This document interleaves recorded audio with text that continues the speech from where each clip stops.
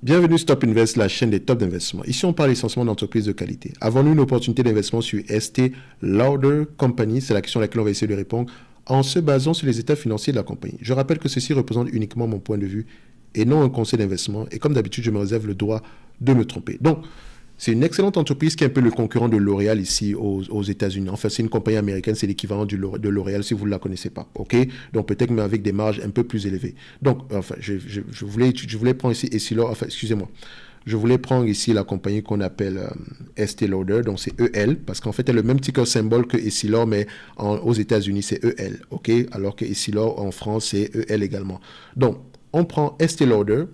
Vous constatez ici qu'en termes de revenus, on a une croissance des revenus. En termes de marge brute, qu'est-ce qu'on obtient ici? Est-ce qu'on a une stabilité, une croissance des marges brutes? On voit ici que la marge brute est de plus en plus décroissante depuis plusieurs années. Mentionner ici pourquoi. Ça peut être dû à plusieurs raisons ici, peut-être parce qu'on va sur de nouveaux segments d'activité qui ont des marges bien moins élevées et ça peut également être une stratégie de management. Ok, mais ça déjà, c'est un point d'interrogation. Donc, on a perdu 5% de marge ici depuis 2016. Donc, façon, depuis 2020 ici, ça tend à se maintenir, mais c'est déjà un point d'interrogation. Pourquoi? Quand on regarde ici les marges de free cash flow, vu que les marges au bout diminuent, les marges d'EBITDA restent croissantes. Enfin, reste à peu près, excusez-moi, les marges d'EBITDA ici sont à peu près stables, ce qui est une bonne chose. OK? Donc, vous avez vu ici que les marges brutes diminuent, mais les marges d'EBITDA ont tendance même à augmenter. Regardez, quand on prend ici le gross margin last 12 months et que je les mets ici en commun, vous constatez que, enfin, je ferme ça. Non, on va les mettre ici sur des plans différents. Voilà. Vous constatez que la marge brute diminue. Pourtant, les free cash flow, les EBITDA augmentent. C'est intéressant. Ça veut dire que l'entreprise est de plus en plus efficiente. D'accord? Donc, si elle a réussi à augmenter ses marges brutes à nouveau, on pourra avoir des bénéfices nets de plus en plus élevés. OK? Donc, quand je regarde les net income ici, en termes de marge, d'accord? Est-ce qu'on a une stabilité des net income? On a une stabilité des net income. Depuis 2016, vous voyez que les net income diminuent, la marge brute diminue, mais les net income ont l'air d'être stables. Faites attention, il peut y avoir des variations, si ça peut avoir plusieurs raisons. D'accord? Quand on prend les net income et les free cash flow, qu'est-ce que ça nous donne? Donc, net income en termes de volume et les free cash flow ici en termes de volume. Et je les mets sur le même graphique. Qu'est-ce que j'obtiens?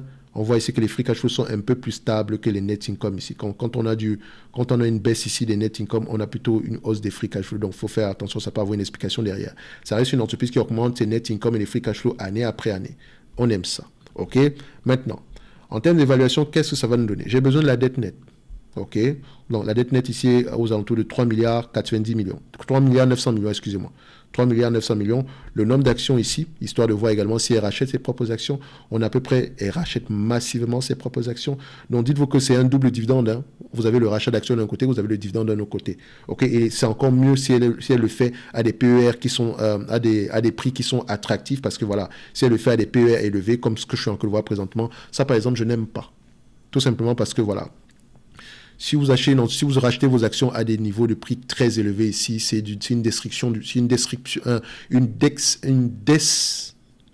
capital. Voilà, j'ai réussi à le dire. Destruction du capital. Ok, donc il faut faire attention, il faut questionner le bien fondé même du rachat d'actions à certains niveaux de PER. D'accord? Faites attention à ça. Ok? Donc, il est parfois même préférable de verser un dividende supplémentaire plutôt que de racheter des actions. Et ici, je peux déjà voir que cette compagnie-ci, en termes de, quand on prend ici les price to free cash flow, vu que les free cash flow sont plus stables ici, on a à peu près ici, on se rend compte que c'est un business ici qui se négocie généralement à des PER assez élevés. D'accord? Donc, quand on prend la médiane, donc, je constate ici que la médiane est aux alentours de 30 fois les bénéfices. Sur les 20 dernières années, on a à peu près 28 fois les bénéfices. OK? Sur les 10 dernières années, on a à peu près 31 fois les bénéfices. Donc, vous constatez qu'elle rachète quand même, elle rachète ses actions depuis très longtemps. Donc, elle a dû racheter ses actions en moyenne à 30 fois les bénéfices. Et je n'aime pas ça. Ça veut dire que depuis plusieurs années, oui, le nombre d'actions diminue, mais vous détruisez le capital. D'accord? Vous aurez pu augmenter le dividende ici. Tout simplement parce que quand vous rachetez les actions, d'accord, c'est comme si on vous donnait le même niveau de dividende, qu'importe vos prix d'acquisition. D'accord? Pourtant, quand on vous distribue un dividende supplémentaire, vous aurez un rendement plus élevé par rapport à vos coûts d'acquisition. C'est ce que ça veut juste dire. Donc, si vous rachetez des actions à des prix très élevés, tout le monde aura le même niveau de dividende, disons 1%.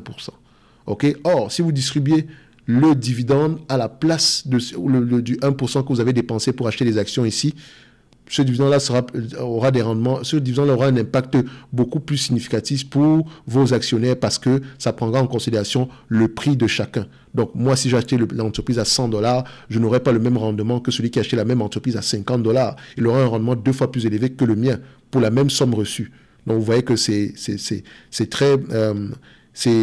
important d'aller toujours questionner la politique d'allocation du capital ici. Et je ne paierai pas 30 fois les bénéfices pour cette compagnie ici. OK? Donc, je me limiterai à 25 fois les bénéfices. Et encore, il faudrait même voir si la croissance ici mérite, la croissance ici sur les dernières années mérite même ce 25 fois les bénéfices. Ça reste une compagnie qui est déjà presque mature, qui n'a pas le choix que de faire des acquisitions ici pour continuer à croître. D'accord? Donc, on est à peu près 5% ici en termes de revenus. Et encore, il faut aller questionner, est-ce que ce n'est pas par rapport à une augmentation des prix ou des choses comme ça. Donc, je prends la dette nette, le nombre d'actions, on a à peu près combien? Aux alentours de 360, je vais mettre 361 ici, c'est pas me casser la tête. 3,90, d'accord, 3 milliards 900 divisé par 361, ça donne ici au total $10,80 par action. Donc, une fois que c'est fait, je viens au niveau de l'évaluation, Estée Lauder.